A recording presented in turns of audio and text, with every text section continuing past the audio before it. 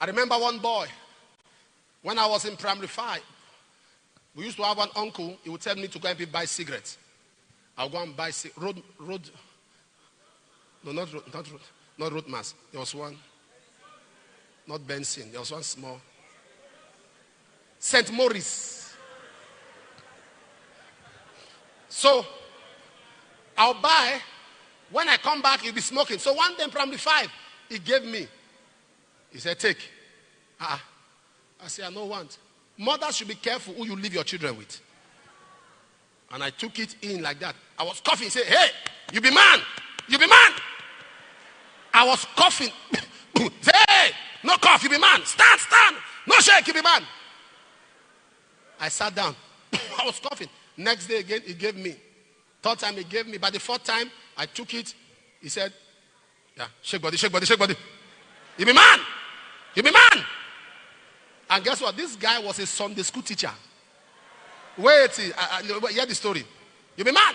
So anytime then I buy for him, he will give me, I will take the remaining one. Primary 5. I will take the remaining one. I remember when I got to GSS 1, he gave me weed.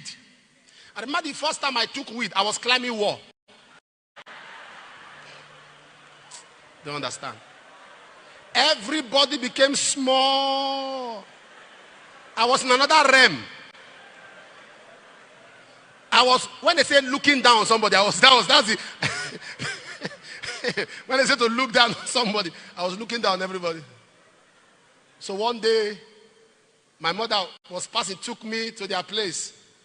I saw the mother of the boy. My mother said, look at you. Can't you be like this brother? Can't you be like this brother?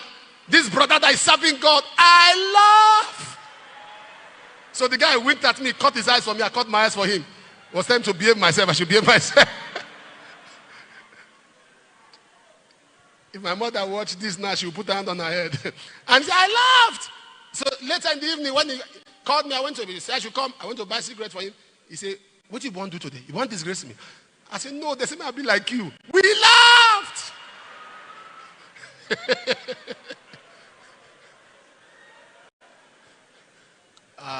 Your children will not be corrupted.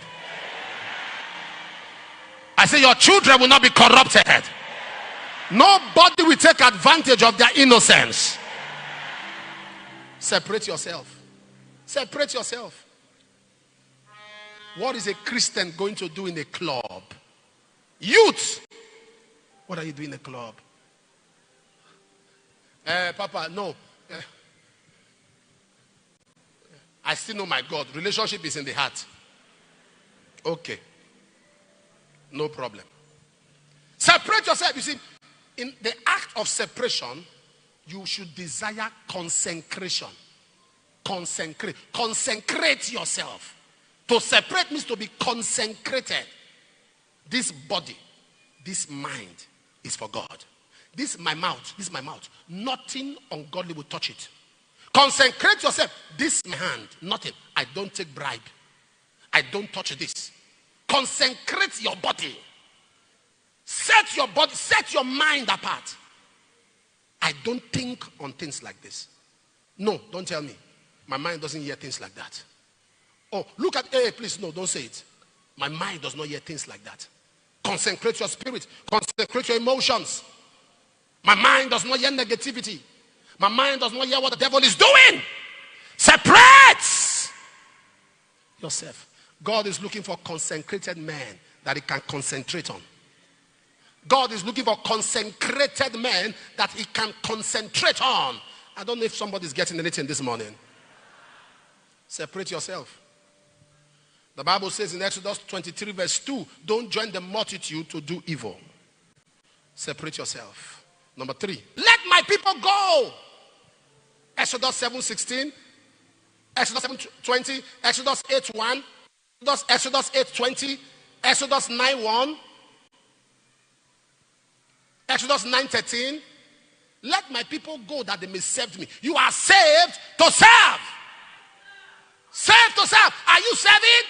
John chapter 12 verse 26. He said, if any man serve me, him will my Father honor. That generation of people are not serving God. Just sit down and they are running commentary.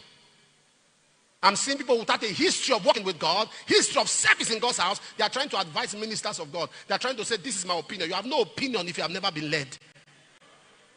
Show me your history. Then I'll listen to what you have to say. Show me your history. If you have no history, shut up. Where have you served?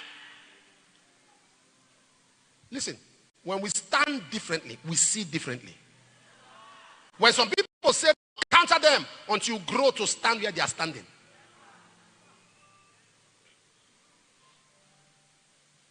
It's like somebody enters a plane and it says, for what? How can somebody pay so and so money to fly first class and business class when there's economy? For what? One time somebody told me he wants to buy a ticket for me. He wants to buy business class. He told me the amount. I said, what? Economy. The amount of the business class was times 3. I said, not be the same plane. It's not the same time they land. For what? Car, stop that. I said, buy economy, keep the rest money. I thought I was humble. I sat in economy. It was a 12-hour flight. When I stood up, I fell back to the seat. My knees were shaking.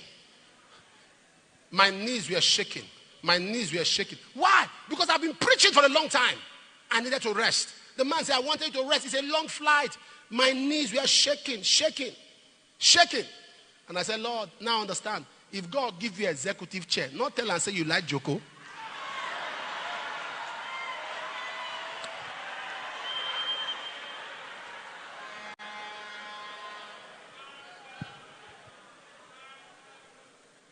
Are you following what I'm saying?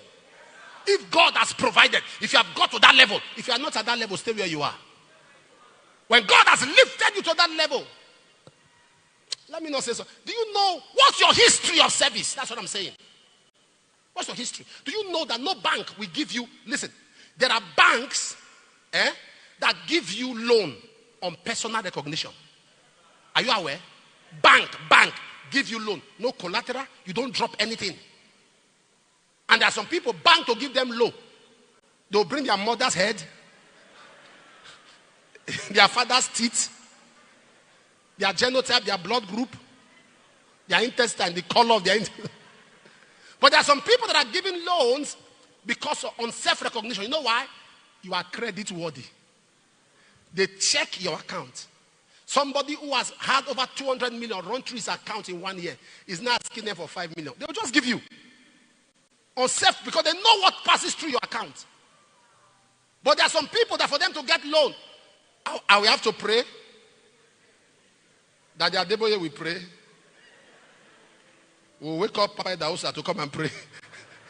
And the bank will still say no. Why? Zero account, no collateral, no. Am I talking to somebody here? No collateral, no nothing on ground. They say, no. It can't happen. That is what it is. I'm not talking of salvation now. For salvation, there's nothing to do to be saved. Christ has done it. But to be chosen, to be called, there is nothing. That is why many are called.